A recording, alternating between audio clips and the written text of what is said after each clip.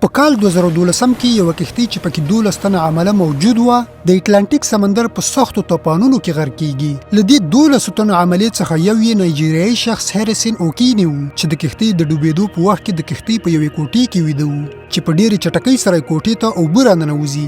خو له نیکه مرګه د کښتۍ تر 150 مترو ډوبېدو پورې چې ټوله کښتۍ له اوبو ډکه شوې وه، د هریسن په کوټه کې د هوا لپاره یوه خالیګاه یا آیر پوکټ پاتې کیږي. د شپې له راتګ سره هریسن یروونکي غږونه اوري چې هغه غږونه د لویو ماهیانو چې د هریسن مړ شوي ملګري خوړل. دا شپه په همدې حال کې تیریږي. په سبا یې د پیښې ځای ته ژغورونکې ډلې رسیږي او د پاتې څو اشخاصو جسدونه پورته کوي. ژغورونکو ډلو هیڅ ګمان نه کوو چې په دې حال کې د هم څوک ژوندي پاتې وي. د تندې، لوږې او شدید یخ ترڅنګ د اکسیجن کمښت سربیره په 3 ورځ یعنې تر 8 ساعتونو وروسته کله چې بیا ځلې ژغورونکې ډلې د پیښې ځای ته ښکته کیږي، هریسن د اوږدې ساه په اخیستو سره له کوټې وځي او د ژغورونکې ډلې یو تن ته د لاسونو په واسطه اشارې کوي. هغوی هم په بیړه د هریسن خواته ځان رسوي او له سمندر څخه یې ژوندی راوباسي.